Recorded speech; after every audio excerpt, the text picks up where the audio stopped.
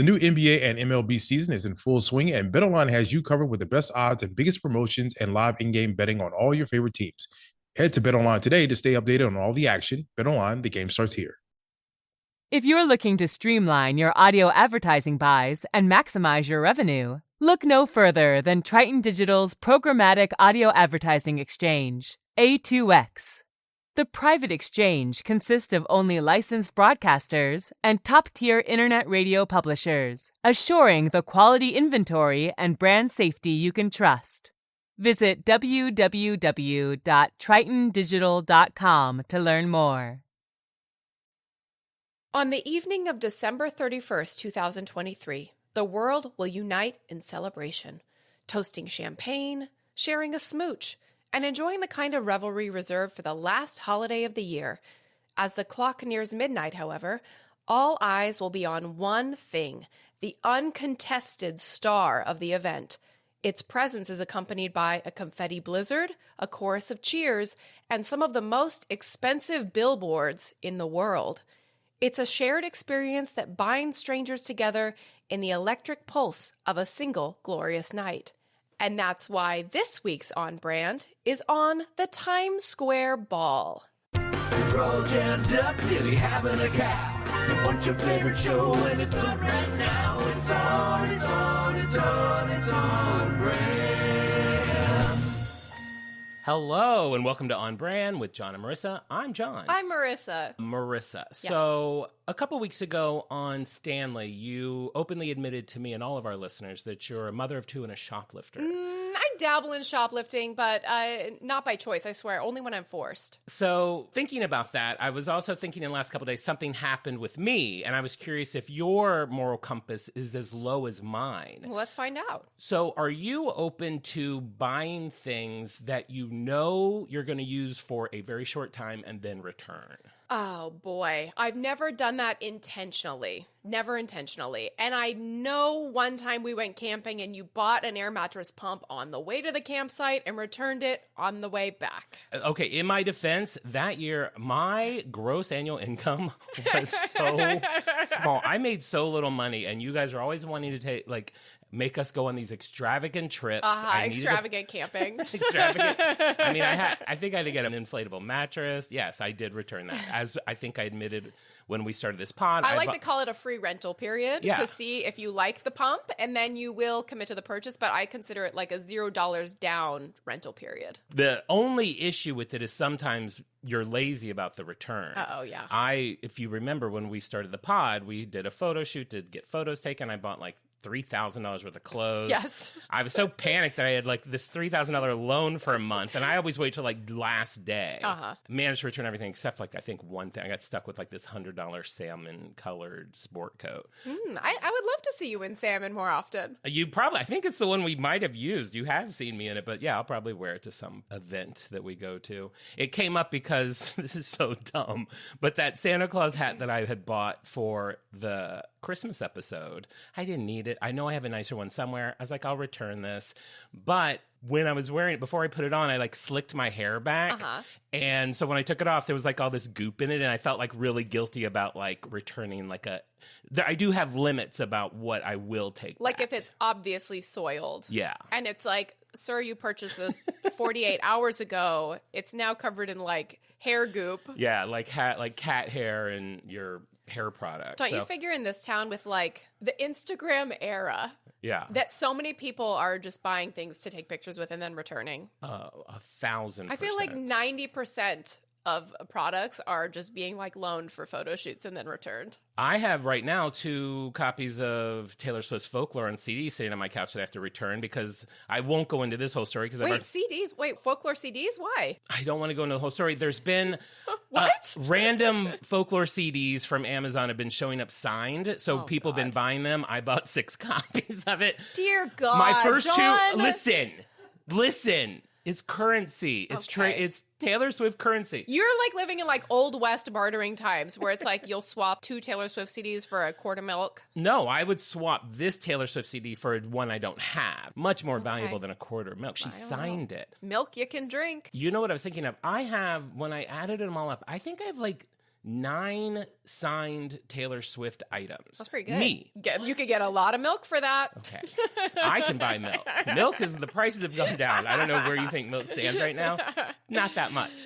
But I'm one human, and she has signed 9 of my things. The amount of things she has signed for planet Earth is just astronomical. Didn't we theorize at one point that it was a monkey that's signing these? Okay, I didn't. She has video. It is her. If anyone well, else... how convenient. She's not going to have the monkey in the video. Well, I was going to tell you something, but you'll just bring it back to the monkey. Okay, try me.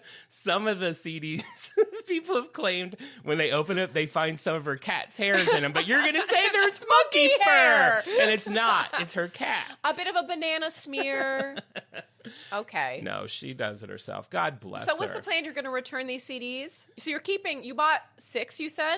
An order of 2 and an order of 4. So you're keeping 4, returning 2. The 4 haven't come yet. No, anyone that's not signed, I'm sending back. 4 haven't come yet. Ugh. 4 haven't come yet. It's Christmas. Come yet. But you know how many thousands of people have been buying these CDs in hopes, and then people post like, I got them. Why do you need another signed one? You just said you're bursting at the seams with signed Taylor Swift merchandise. This is a good question. I go back to my answer. It's currency. There's a couple of very rare Taylor Swift things I don't have that I want, and I have to have things of value that I can trade. Do you feel like if you swap in exchange for increasingly valuable Taylor Swift stuff, eventually you'll be able to like swap for like a night in her bed or something, like a sleepover? No, I have no... A sleepover. Yes, I'm hoping that I can get, like that story, that guy who's like, I started with a penny, and then I traded it all up to like a ranch in Montana. Exactly. Good I for think him. that's Maybe what that is. I should probably maybe work on that instead of just getting those heart-shaped vinyls I want. Anyway, Times Square ball. Now, if I was you, I would have interrupted you in the cold open and made some ball joke, but I resisted. Talk about a ball drop. Okay, there we go. And actually, I unintentionally gave an Easter egg by mentioning that I had been in Times Square for the ball drop in a previous episode that I went in high school. I think that was in the Macy's episode because I said it was on my bucket list to attend the Macy's Thanksgiving Day Parade in person at least once. And like this is like Macy's, where sure, Macy's Thanksgiving Day Parade, it's not... Are people going to say, that's not a brand? You don't buy Times Square ball themed whatever. But I actually think you do. I think this is an iconic event. I think it has immediate visual recognition. I think it is an advertising spectacle commercial as much as it is anything. Mm-hmm. And just to start the show, the significance of this event. 1 million people pack into Times Square to watch this. You've got to be kidding me. The population of the entire state of Delaware. I love comparing numbers with state populations. I knew you did, and that's why I checked the census. I got to be honest, I was terrible in geography. I can't picture where Delaware is exactly. Do not ask me to tell you where Delaware is on a map. I have no clue. That would be fun. Anytime we mention a state, we should just have a blank map and we have to point to where we think it is. Honestly, humiliating. I would get Texas and California. I know Texas, California, Florida for sure. The edge. We're great at the edge. I thrive on the edge. Put me in that middle. It's like pin the tail on the donkey. I'm lost. I don't know what the hell's going on. We're the donkeys. So, 1 million people in person. That number is huge. Again, Delaware. That alone makes me never want to go. 175 million Americans watch it on television. Globally, estimates range from 1 to even 2 billion viewers all over the world watch this event. But only 2 billion. Only 170,000 Americans? I'm telling you, this is like a worldwide event more than it is, an American event. Yeah, I'm a little shocked at the American number. You know, maybe people are in bed, who knows? Yeah. But globally, 1 billion to 2 billion, it's the most watched event on the planet. That's an impressive number.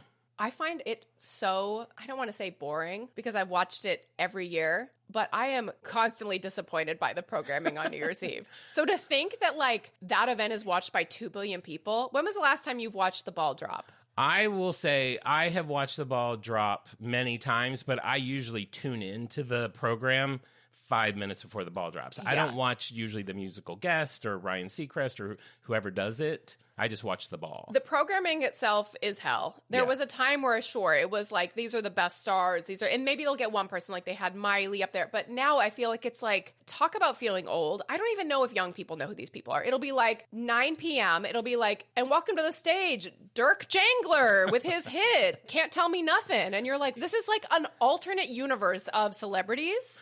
I was hoping his hit would be Jangler Bells. Well, that's his on his holiday album. But Christmas is past, so he's not singing that. I know what you're saying, though, because I have a feeling, and maybe you don't know this, and I wouldn't blame you if you don't, that this is not a paid event. Like, is this like a prestige event? Like, oh, you get to play it like the Super Bowl.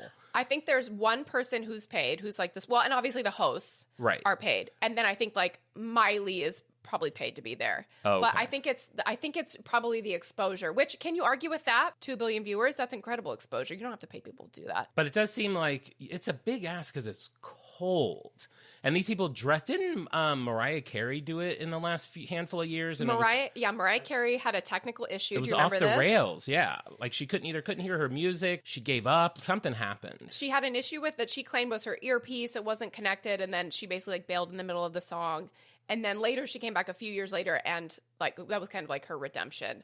And people said maybe she didn't handle it very well because she seemed like a diva, which honestly, she's Mariah. She can get pissed off if her earpiece isn't working in front of 2 billion people. Of course she should. Everyone's earpiece should work. So before we talk about this specific event, let's just talk. People are getting in the mood. They want to think about the bubbles in champagne and the confetti in the sky. Let's talk about New Year's Eve and what that means to us, how we celebrate. Okay, so New Year's Eve means a few things to me.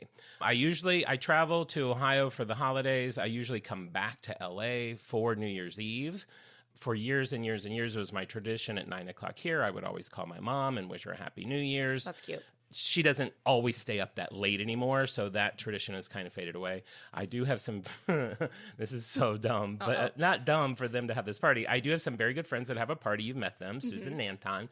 And Anton has become famous for this tenderloin that he makes. And now he makes like 3, and it's just this meat that I just love. He like makes it, brings out a big tray of it. It's gone in seconds. People lose their mind over it. That has become a tradition that I love, So do you have like a Pavlovian thing now when people start to count down like from 10 for any reason, like you start to salivate? Well, we start eating before that happens, but what has happened, I confessed to them last year at Thanksgiving that I bring a small Tupperware with me. They didn't know? They didn't know. But I would bring, because I usually come to a party with a bag because I bring my own Diet Coke because no one ever has Diet Coke. I'd like to be prepared. You've shown up to my house a lot of times. If I say, oh, I'm making tacos, you come with a tub of sour cream, a little baggie of queso fresco cheese or something. You have your own salsa, your own guac. You have like a little buffet in a tote bag all the time. It's not a buffet. I just bring the things I know that I need to. Like if you say we're having pasta, I bring over my own Parmesan cheese. Yes, we know. Yes. I'm a creature of habit. I think we've learned that by now. So anyway, I told them. So last year, word had spread that Jon steals meat. And all eyes were on me through this party. And now I house it for them. So I told them I just saw them this weekend. I was like, I know the house so much better now. There's so many places I can hide my Tupperware and sneak my meat. I just like to have it the next day. Is everybody elbowing you then? Like, Jon, have you snuck your meat yet? People are like, we're watching you, Jon. Like, we see where you're going, Jon. I love that. The kids were watching me. It was a whole to-do. Now it's like canon of my story. But how are you going to do it? How are you going to sneak it without all the fanfare? Well, I told her this year. I was like, listen, I house it. I mean, I feel like I've earned the meat. So you should start like a small fire or something in the backyard to like draw everybody away, and then you just fill up a tote bag with meat. Smoke bombs. Yeah. Get some smoke bombs. That's not a bad idea.Maybe I will. Maybe I'll go to extravagant means every time. And she's like, you could just have the meat. Sneak the meat. So what is I don't even know what you do on New Year's because I'm never with you guys. Yeah, it varies. In the super young kids era, I'd say you're going to bed at 10 p.m. I'll dabble in the programming of the New Year's Eve Rockin' Eve, and it's just absolute hell. It's a wasteland as I described, but I also find some kind of comfort in the familiarity of that, which is kind of its own weird thing. It's like once a year you get to like get a live feed of this alien planet and like see who their celebrities are, and that's kind of fun. I like to be able to see, one of my favorite things is when they do the little montage and you see the New Year's fireworks all around the world. That is fun. I do like to see that. Fireworks around the world. And one of the benefits of living on the West Coast is if you don't want to stay up till midnight, we can watch it at 9 o'clock. That's great. I love that because I love to be all tucked up by 10 p.m. Yeah. In the past, I have, gone to a New Year's Eve party. There was a year, a funny when I think of New Year's Eve, I think of the time where you brought over little confetti cannons. Oh my God. It looked like a push-up pop. You showed up and you're fun. Sometimes you show up with a few like little party favors, a little whatever. So they looked like a push pop. It's something that I got from work. And in my head, I don't know if you remember that Simpsons where Bart got this little dinosaur sponge and you put water on it and it grows. In his head, that dinosaur like grew into like a big life-size dinosaur and like eats Millhouse and all this stuff. That's what I thought this confetti bomb was going to be like. I thought I was going to hit it. It was going to explode. Confetti. Fill the living room with sparkly silver and gold confetti. We count down from 10. We get to 1. You pop the confetti. I mean, it shoots out. It may be 4 inches in my mind. It was like a drunk man burping at a bar. It was like, bleh. And then this confetti just all falls to the ground. And we're laughing at like how like bad and anticlimactic the confetti was. And then we start to see that there's like a trail of confetti that like leaves the living room. It was all over the living room rug, like in a pile, that leaves the living room and then goes through the kitchen and then goes under our bed. And we're like dying laughing at like, what is this mystery? And then we peek under our bed and our little like 20-year-old cat is covered in confetti. So this like poor elderly cat had just gotten like rained on with a pile of silver confetti. It was just the cutest. Unreal. It looked like Liza Minnelli, like hiding under the bed, just all glitter and gold. So that was a fun New Year's. Maybe I'll post that picture. You know, another thing I don't know why that reminded me of it because I'm just kind of going through my New Year's. I 90% of the time will not do the countdown with the group. Interesting. I usually a few minutes before we'll step outside. I like to be alone at New Year's. I liked for the last like few minutes of the year, I like to think about what I've done that year, think about what I'd like to do the next year, and then just be alone with your meat. Be alone with my meat, eating some tenderloin, and hear it happening around me, but I'm not with anybody, and I'm not saying that for you to feel sorry for me. This is such like a cute little goth moment for you to be like, no, but you know what I mean? It's I put on my cape. Everybody's like celebrating inside, and you're like, I just want to spend this time alone. Just a few minutes alone. Just to reflect. And what have I done? Where am I going? What do I want this life to be? I love that. There you go. Have you ever had a midnight smooch? God, not in years. Thank you for bringing that up. No. Well, I mean, maybe you have. Maybe when you were, I don't know, in high school. Probably my mom was the last one when I was a kid. It's been a long time. Well, if you want to kiss Jon on New Year's Eve, feel free to send us a message on Instagram. Well, that's our show, guys. It's available. That's the end of the Thank show. you. Happy New Year. One time I paid money to go to a New Year's party, like in Hollywood, where it was like you pay, probably like $40, and it's like you get a glass of champagne. God, it's one of those. It's one of those gouge holidays, New Year's and Valentine's Day, where they really get you. Absolutely. Was it fun? No, terrible. It's like freezing on a patio of a bar, one short glass of champagne, immediate headache, sad little Christini, sad. But I did kiss a stranger. Okay. So Mom was pretty fun back in her day, let's just say. You know who, actually, one of the last people I kissed was oh, that's at funny. Like UCB. I kissed him at New Year's too, I just remembered. I wonder if it was the same year. I hope not. Wow. That's like we kissed. I know, we're like that's like when we became besties. When we kissed the same man on the same night. There's your movie. So New Year's Eve, you're right. It is one of those gouge holidays. It is one of those, I feel like it's like never lives up to the expectation in your mind where like you can go into it wanting like this magical night and being like, we're going to go out, we're going to have so much fun. Halloween can kind of be like that a little bit. And then sometimes it ends up being disappointing. So I love the idea of taking a little time to reflect, making it more of like a thinking about where you've been kind of moment, little holiday. I like it as a cozy holiday. Hey, if you're going to a party, grab a bag of meat to take home. Bring a Ziploc bag. That's all you need. Bag. I used to sit down, and then we'll get into Times Square, but I used to sit down and literally write out resolutions for the year, like back when you were on New Year's Eve? Yeah. Like I'm going to lose weight, I'm going to whatever, quit smoking, whatever the things were that I needed to get through. I stopped doing that. Now I kind of just think of things. Honestly, I'm not even kidding. Last year, one of my resolutions was to start a podcast, and here we are talking about it. Wow, what a full circle moment. Full circle moment. That's beautiful. Yeah. So you said it was on your bucket list to go to Times Square New Year's Eve. No, Macy's Parade. Macy's Parade, okay. Would rather die than go to Times Square on New Year's Eve. Because I've heard people wear diapers because you can't like get out and go to the bathroom. Like I want no part of it. Yes, I do have, while you mentioned that, I do have a 1-star TripAdvisor review for watching the ball drop. I was 17 when I went, so I don't remember any of this stuff. You don't remember putting a diaper on? I don't remember putting a diaper. I mean, I don't remember putting a diaper on. I feel like I would. But, you're 17. It was a long You're time 17. ago. Well, not that long. Not that long ago. 25 years ago? Am I 22? Okay. You get corralled in your pen, that's right, pen, at 1:30 p.m. Good Lord. And if you leave, you are not let back in. It's 30 degrees. It is cold. So it's like this person said, I had 4 pairs of trousers, thermals underneath, a full ski suit, 2 scarves, 2 pairs of gloves, and 3 hats. But what? I can't even imagine this being physically possible to wear this many clothes, but I don't think they're lying. I don't think they're lying either. I really don't get the draw unless there's some huge star power there. If Taylor Swift was there, I get it. Most of the people I see, that even Mariah Carey, I'm not going to do any of that for Mariah Carey. Even so, I mean, Mariah Carey, you're one of 1 million people. How good is your seat? You're better Right. off like, Right. I mean, people fly from across the world to see the ball drop live in New York. You know why? Branding. That is good branding. They have made it so you want to be, or whoever wants to be there. You have to be there. It's such an experience. It's once in a lifetime. It's like FOMO. It's FOMO. It's one of those bucket lists. It's not on your bucket list, Not but on it's on mine. a lot of people's bucket list. So this person said they waited standing in this pen with no food or water or bathroom for 10 and a half hours. Good God. With no entertainment. It's not like there's like a show going on that whole time. They said it was too cold for people to talk, and it's a long time doing nothing. And they said the actual ball drop and the fireworks are anticlimactic.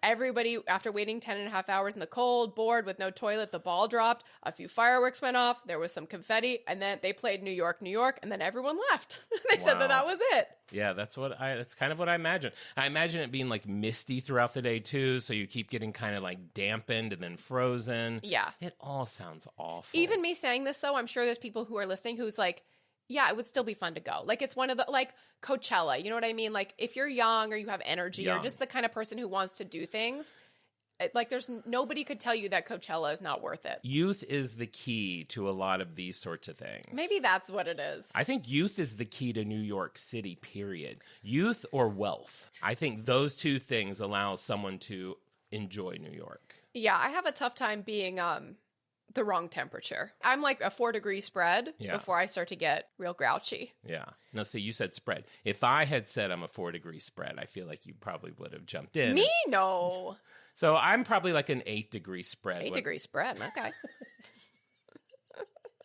Now we're talking. Heyo. I'm setting them up for you today, baby. Play ball. Play with balls. Okay. It's like reminds me of that guy in Ohio. Okay. Now we're talking New Year's resolutions. Okay. Play with more balls. All right. Smaller balls. That's another story. All right, go. If that Ohio guy is listening, Oh, he's getting God. a lot of I shout-outs. wish that he turned into a listener. Someone I hooked up with 8 years ago. Hi, this is Chris Howard, host of Plugged In with Chris Howard. BetOnline is the world's most trusted betting platform and your number one source for all your sports betting action. BetOnline has more ways to stay in on the action with the latest odds, news, scores, even live in-game betting while the games are being played.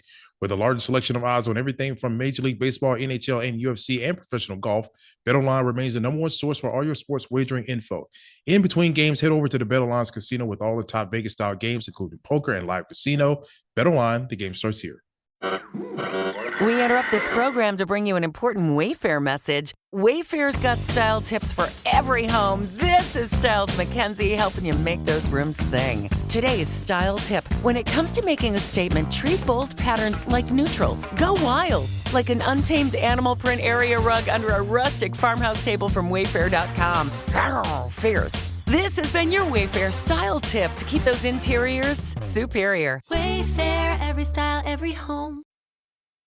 So let's talk about how this event came to be. I'll tell you how I came. Okay, no, I'm trying to be you. Okay, how did it come? How did it come? Okay, now we're talking. Play ball. Your thing just gets longer every time. I feel like I'm like gets a shock longer every jock. time. Okay. New York in 1904. Oh, I love it. I feel like almost, I don't know why I want this to be like an audioscape. I want to hear like, beep, beep, hey, mama, like I want to hear like clip clops of like horse-drawn carriages when I set this scene. I feel like at this point we've had so many shows. Like if we threw out a year like 1904, we're like 4 years after that guy dressed as Santa Claus in a store for the first time. Yes. 5 years before this happened that we've already talked about. Oh, yes. We need like an ultimate brand timeline. Yeah. Oh my God, a brand book. The timeline, the on-brand timeline book. Oh, okay. Cash in. New York, 1904, was a city on the verge of tremendous changes. And not surprisingly, many of those changes had their genesis in the bustling energy and thronged streets of Times Square. There are two innovations that changed New York City forever. 1904, the opening of the city's first subway line, the same year as the first ever celebration of New Year's Eve. What a year, right? 1904 was the first year they did that? That's when it year- started at Times Square? That's when it started. The event, the idea of a New Year's party in New York started in 1904, and that was when the subway line opened. Huge year. Huge year. That's big. Did they start the ball then, or am I about to find out? You're about to find out. Let me take you for a ride. Clip, clop, clip, clop. Clip, clop, clip, clop. So the inaugural bash commemorated the official opening of the new headquarters of the New York Times. Of course. So iconic. originally, the New York Times was in the building in Times Square. The newspaper's owner at the time was a man. He was a German Jewish immigrant named Alfred Ochs. And the Times Tower, where the New York Times building was the second tallest building in Manhattan at that time. So he had the idea to have an unprecedented New Year's Eve celebration, spare no expense, a party for the ages. What a guy, right? Nice. So an all-day street festival that culminated in a fireworks display set off from the base of the tower. At midnight, sounds of cheering, noisemakers, 200,000 attendees could be heard celebrating from 30 miles away, people said. That sounds fun. If you turn it into an all-day thing. That does sound fun. There's like food vendors and all these things that you can do throughout the day. That makes sense to me. I agree. It's like, what a waste to like not do anything until those last like 10 seconds, really. Or even just like the idea of not making it a place where you could walk around. Like, why are you stuck in a pen? I think because there's a million people there. I think there's only so much you can do with that to have safety and everything. I think it's just gotten too big. I guess that's fair. Too big for its britches, my grandma would say. So if we were doing a little brand aid for the ball, I'm going to say maybe do it like a lottery system. I mean, you love a giveaway. You love a lottery. I love a lottery. Maybe lottery it off to the first like 200,000 winners and then make it like a early 1900s street fair. Bring it all the way back. Yeah, you have wagons. I mean, food trucks alone, I feel like they should have. Like, what a missed out. But it's New York. See, I don't know. New York, the streets are all weird. Everything's weird there. I don't know how anything works. Everything's weird. All I know is hard to get a toilet. Do you remember when we were in New York? And I tend to be like a lone wolf and just explore cities alone. Mm-hmm. And we were pretty new friends at that time. Like, we had probably only been friends a year or two. Yeah, this was early on. But we went to New York together with our improv group to do a show. And I wandered off to do my own thing. Went into like a family barbecue restaurant. Yeah, and New York is a funny place to even run into someone you know at all. Because you figure, like, if people are separating to go do their own thing, like, what are the odds you're going to run into, like, one of your other, like, 5 friends there? So John is eating alone in this family barbecue restaurant. But not only am I eating alone, like, when I'm on vacation, it's like sizes of things you buy are kind of out the window. What you spend on things is a little out the window. I feel like I bought like a barbecue feast for a family of 4 just to be able to try everything, not to eat it all, but I kind of want to try everything. So I'm sitting, the way I remember it, I'm sitting in a booth by the window. I've got like a pile of ribs, like a pile of sausage links. It looked like your wife and kids had gone to the bathroom. And you were waiting for them to get back. They had run across the street to the Gap to use the bathroom. Yes. I'm there with everyone's food, just kind of eating everything. And then Marissa walks by the window and looks in, and I'm just like meat shamed. I'm just so embarrassed. Like mouthing like, what the hell? Oh, my friends. I'm like, my friends are all, they're all back. They'll be here in just a minute. My wife just had to go wash the kids' hands before we dig in. That was fun, though. The feeling of walking back to the table, I'm sure people have mused on this before, walking back to the table and your food being there waiting for you. I love that feeling. That's such a specific and interesting thing to like, but I'm happy that you have that. I think I just haven't been to a restaurant in a long time. Yeah. It sounds really nice. So they could only do this fireworks for 2 years before they were banned. And so Ox had the idea, let me know when it starts to sound familiar. Ball. To have a large... Ball. To have a large... Ball. Illuminated... Ball. 700-pound... Ball. iron Ball. and wood Ball. lowered from the tower flagpole precisely at midnight to signal the end of 1907 and the beginning of 1908. Wow. What a story. That's not the whole story. What? Let's just say, do you want to know who designed the ball? Yes, of course. Let me guess. Is it like someone I'm going to be shocked by? No, but it's somebody who has a big impact in the branding world. You're going to say no, but it's someone that has a big ball. So it has a big impact on the what world? On like the branding world.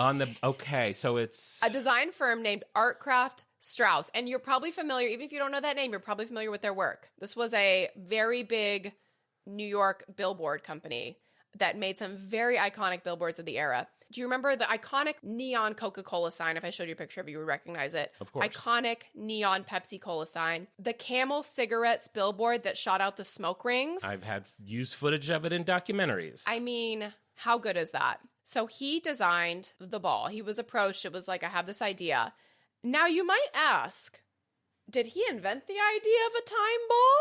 Did he? I'm going to assume he didn't. No. Time balls were very common at the time. What? To signal the passage of time, it dates back long before New Year's Eve to have a time ball that is lowered at a certain time of day. That was a tradition? Not a tradition. It was like a daily thing. So the first time ball was at England's Royal Observatory in 1833. The ball would drop, at 1 o'clock every afternoon. So captains of ships could set their chronometers to the time. They would calibrate it with the dropping of the ball. How could they see is it like a big ball they could see? It's a big, tall ball. Wow, I'm completely unaware of this. Yeah, right? I mean, I wasn't either. I assumed that it was only a New Year's Eve thing. This is going to help someone out on Jeopardy, I feel like. This is huge. So you're going to be like digging into your meat, putting your meat in your bag, and you're going to be like, did you know that time balls were actually invented in 1833? These are like the facts you want to leave people with. No, I got it. But to be fair, when I'm putting the meat in the bag, I like to do that alone. I don't usually let people watch me do that.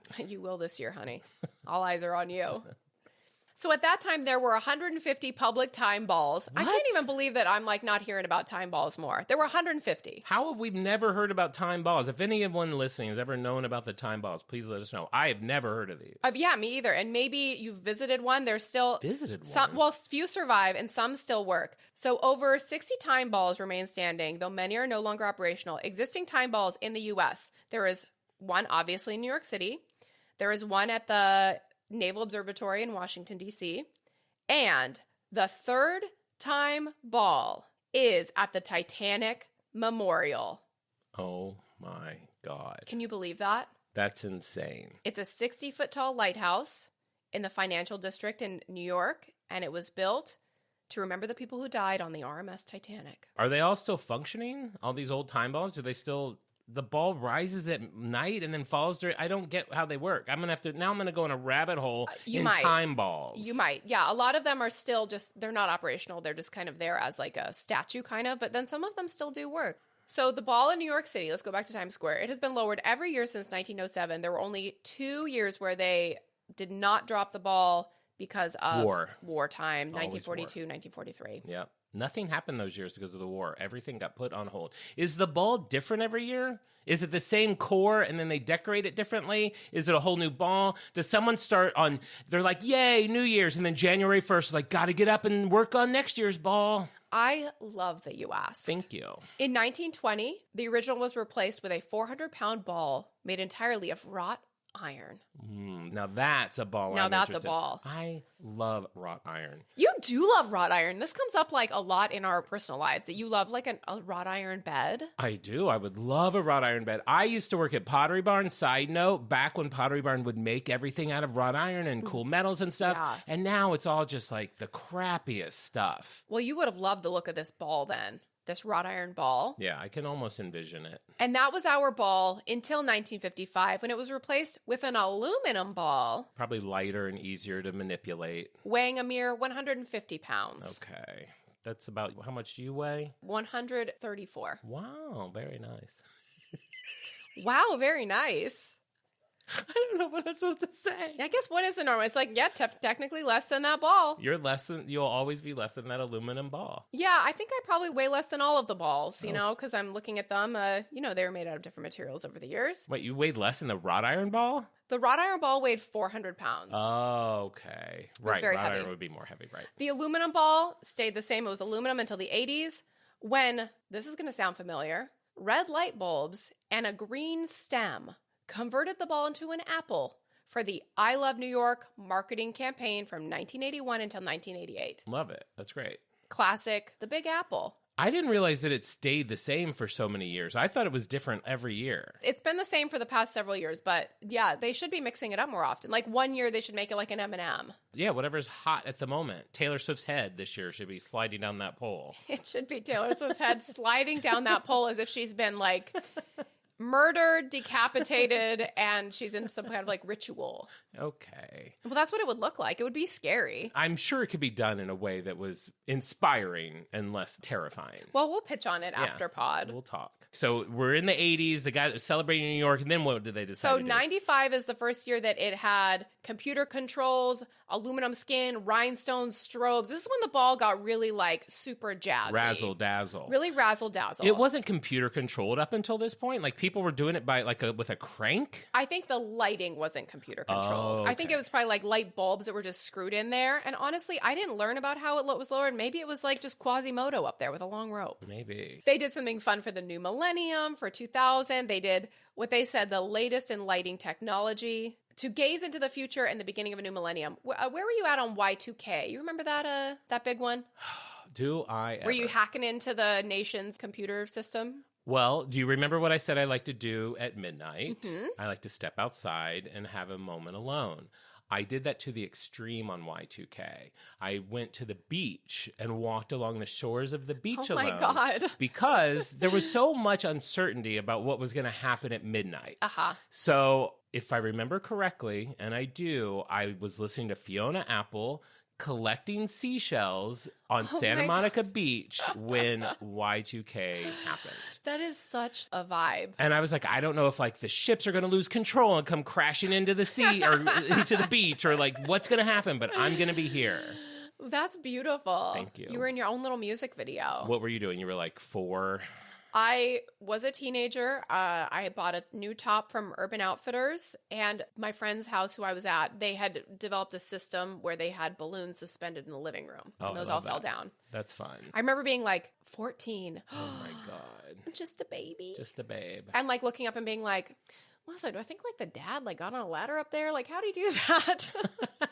What kind of system is this? He's got a ring. Okay, you got like some screwed in the ceiling. That's the extent of your deep thoughts at 14. Like, how did those get up there? Man, maybe a ladder. Maybe a ladder. Maybe a dad with a ladder went to Home Depot. How do you do that? What kind of net is that? We've always been curious, you know? We are curious creatures. How cute is that? Me at 14, not a boyfriend in sight. You walking on the beach getting seashells. Listen to young Fiona Apple To know that one day we would be doing a pod together. How cute. talking about these moments. I love that. In 2007, for the 100th anniversary, all the old bulbs were replaced with modern LED lighting technology to dramatically increase the brightness and color capabilities. You know what I got to say? I don't know where it's at now, but now that the Sphere has come out, if you're listening, you're not familiar with the Sphere in Las Yes. Vegas and the way it looks visually, that ball should be at least that cool. They should get the Sphere crew on the ball. Yeah. I think that's a really good idea. The latest update was in 2009. It is designed by Waterford Crystal. It has the capabilities for 16 million colors.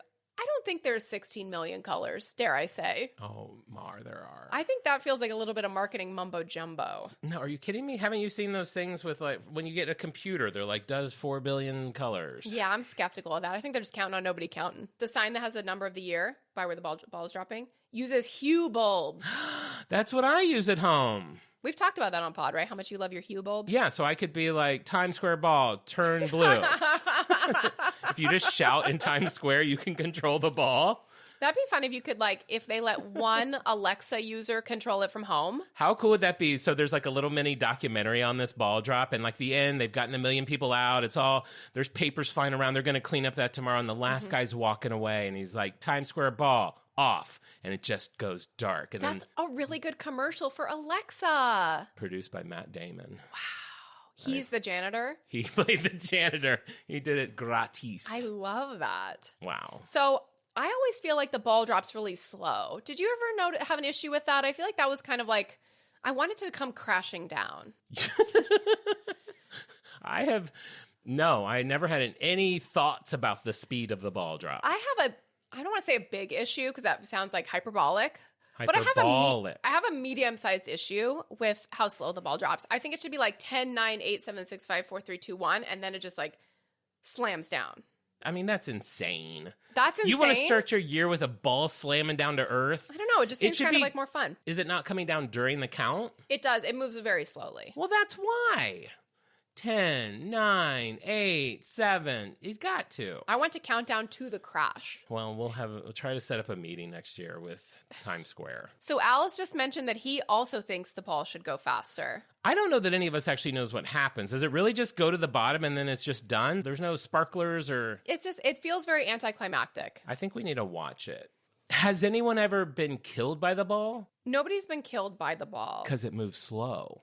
If the ball were to move fast, I feel like your answer would have been different. You're right.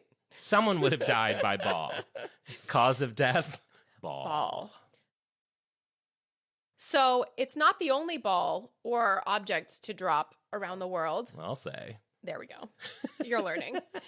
It has become like a tradition all over the world for things to drop or rise to bring in the new year.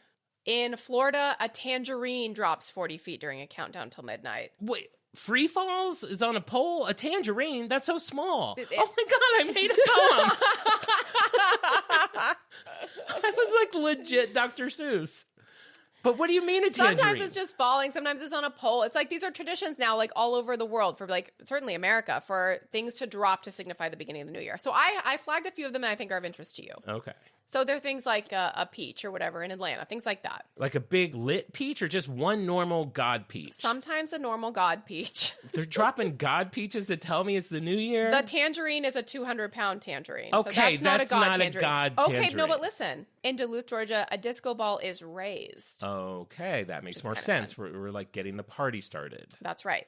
In Mount Olive, the pickle company, the New Year's Eve pickle is lowered at midnight. Okay. Which is fun. Again, I gotta ask, a God pickle or like a paper mache pickle? In Hershey, Pennsylvania, a Hershey's Kiss is raised. I don't know if it's a God Hershey Is Kiss. it a God? You know how small a Hershey? They all have to be like larger than life things. I don't know. A normal Hershey Kiss is this big. They're like, Happy New Year. It makes no sense. In Cincinnati. That's where I'm from. Let me guess. Okay, in Cincinnati, I bet it has something to do with a pig. Is it a pig? It must be a flying pig is raised into the sky. Why? So what? I don't know what it is with Cincinnati and pigs. It happened after I left. But I feel like in the early 2000s, there was some art thing where all these artists made these pigs. Like you're given like a blank pig and then you paint it and do whatever. Then those pigs were dispersed around the city. Then you're just driving around, there's pigs everywhere. They're obsessed with pigs. Is Cincinnati like a big exporter of pork or ham or something? Why are there pigs everywhere? Not that I'm aware of. Well, I'm glad you explained that because I was confused why a flying pig is flown, not dropped, confirming that there is at least one occasion when pigs fly. Cincinnati's like obsessed with flying pigs. It's very odd. Which is weird because there's an iconic episode of WKRP in Cincinnati where for Thanksgiving, they run a promotion to throw a bunch of turkeys out of a helicopter. Uh-huh. And it's very funny because they learn in that episode that turkeys can't fly. So like the news report is like how these turkeys are like plummeting to the earth and like That's you would very funny. think that would be what they were trying to prove, but I don't know. I don't know. Maybe somebody who lives in Cincinnati can shed a little I'll light ask on when that. I'm home. In Myerstown, Pennsylvania, the manufacturing plant for Bayer aspirin, a tablet of aspirin is dropped. Is it a God one or is it I like don't know if it's a God one. Do you know how small a Bayer aspirin is? It's smaller than a Hershey Kiss. That might be the smallest thing on my list. Someone's like, is it New Year's yet? I don't know. I missed the tiny little Bayer aspirin. This is an odd one. In Brasstown, North Carolina, a plexiglass pyramid containing a living possum is lowered from the roof of a convenience store for the possum drop on New Year's Eve. The possum is turned loose at the end of the celebration. I've never been to North Carolina. I don't know if this is just par for the course for what they're doing there. The possum is turned loose at the end of the celebration. Despite these measures, the event has been met with criticism from animal rights activists. I understand. I could see that. And then after protests, organizers announced in January of the next year that they would be retiring the organization and the event, saying that, in quotes, it's a hard job to do and it's time to move on. Yeah. That's a really funny sentiment for a possum drop.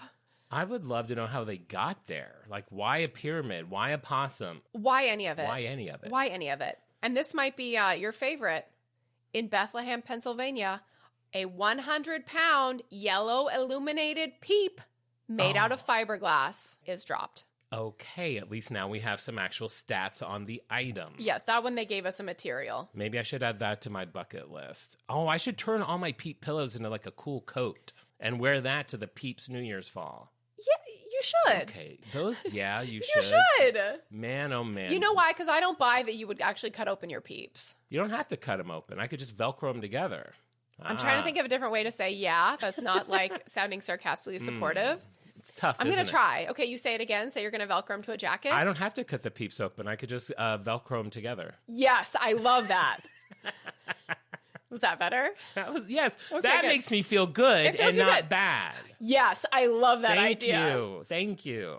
I mean, knowing you, you probably have like a bunch of Velcro and like a coat that you saved for this at one time. Of course I do. Oh my God. Have we talked about on the pod when you were giving away your couch and you put it on the curb? Okay, so no, we haven't. Al, do we have time for that story? I'll try to do it quickly. So I was getting rid of a leather couch. I was proud of myself for moving on from it and getting another couch. And it sat out there for a couple of days. And over those couple of days, I was like, the couch is old, but that leather could be used for something. I have a thing with leather. If I come across any amount of leather, I'm like, I could make a satchel out of that.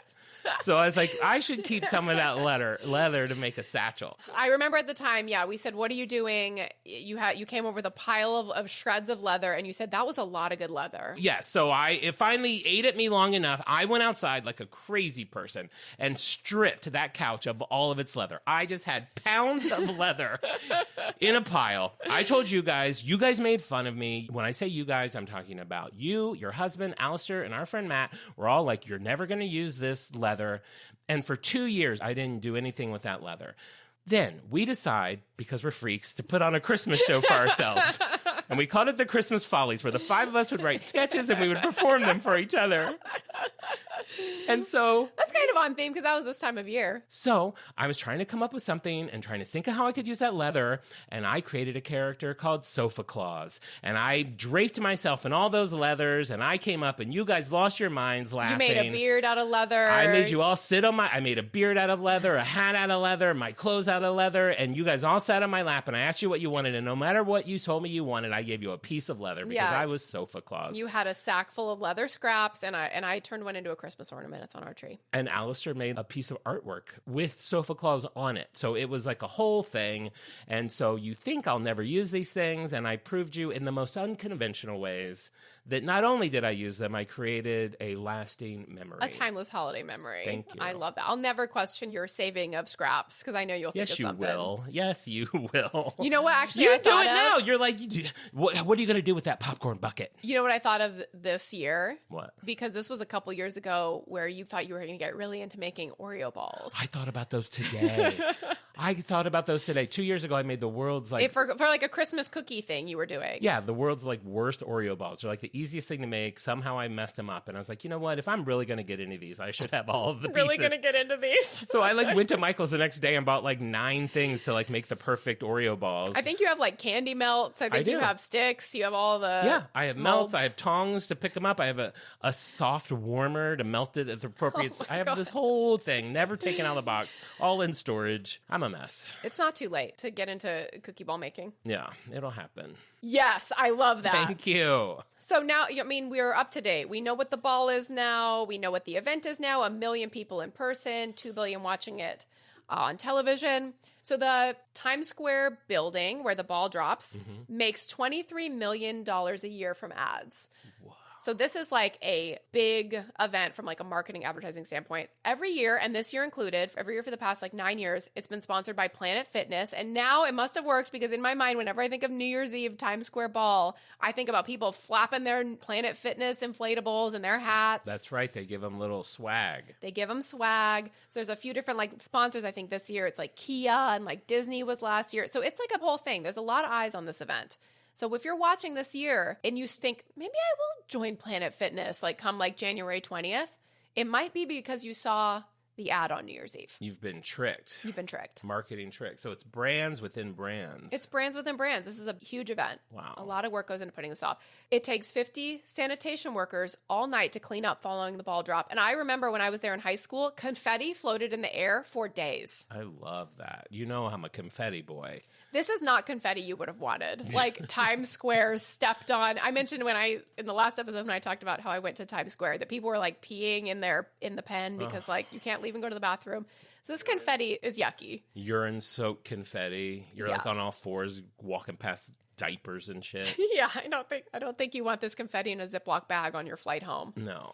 All right. Fair enough. Yeah, so that's the event. You don't want to go, but maybe you'll watch it on TV this year and have a greater appreciation and understanding of everything that went into making this event what it is today. Yeah, maybe I will. I'll probably be busy stealing meat, but what a fun brand. I never would have guessed it. I learned a lot about it. I didn't know the ball was so detailed. I'm going to do a little sidestep on time balls. There you go. Maybe for myself. Maybe I'll just, if anyone wants to hear about it, I'll put my phone number on Instagram and I'll just tell you about it on the phone. Yeah, maybe we'll do like an Instagram live and you can just like go off on time balls for a tight 10. I never thought about that. Maybe next year we should do. Next year, you guys. We're going to be next big. year, you don't even know. You don't even know the things we're thinking about. This is the last episode of 2023. 2024 is just going to be off. What do they say now? Off the chain. What do they say now? Off the chain. What do they say? 2024 is just going to be. We're going to shine brighter than that big ball in Times Square. That is our goal, to shine brighter than the ball. And in 2024, the theme, every like ball has a theme. In 2024, the theme is the gift of friendship, reflecting on the importance of connection and unity. Could it describe us any better? I don't think so. Well, great. Thank you very much. Before we go, I wanted to give a shout out to one of our fan freaks. This is from Julie on Instagram. She reached out to us. She's in Texas. She really wants us to do an episode on a famous Texas grocery store chain called H-E-B, and she said that she would like to send us something. So we have now gotten our second box of stuff from a fan. Oh my God. I would love if this sets a precedent for people to send us stuff too. As you really can fun. see, I've never been happier than I am at this exact moment getting this package of stuff. There's so much stuff in here. I don't know if I'll be able to get through it all. Looks like there's a mug, there's H-E-B coffees, there's H-E-B cookies. And a few people have written to us that this is one of their beloved brands. So if you live in, is it Texas or the South, then you know this, and it might be big for you. I know. And what stinks is I'm not in Texas often, but I was in Texas this year, and I would have stopped by. I stopped by Whataburger while I was there because that was another brand That's a big one. I had heard so much about. We got cowboy cookies from H-E-B.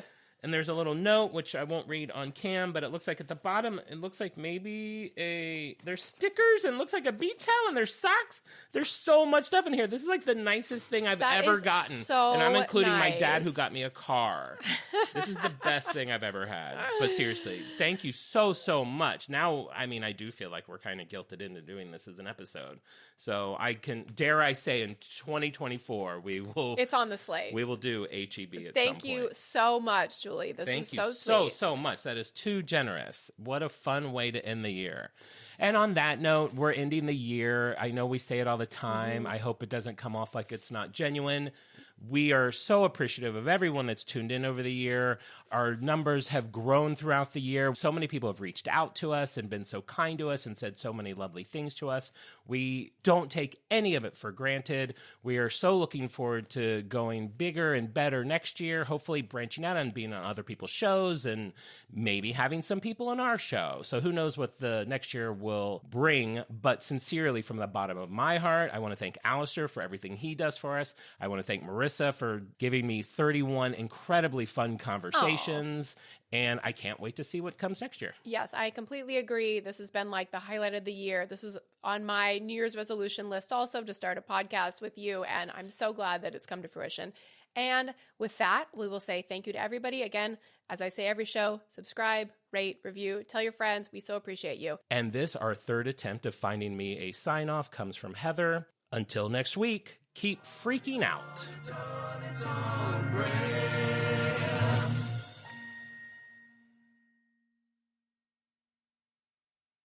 Are you looking for a new job or want a career change? Look no further than Monster.com. Need a little help standing out? Our expert resume writing services will make sure you shine. Want to brush up on your interview skills? Engage with our AI interview prep tool. Want some advice on negotiating your new salary? Visit our salary tools and extensive library of career advice articles, and you'll have all the tips and tricks you'll need to succeed. Visit Monster.com today and take the first step towards your career. Monster.com. Find your right job fit.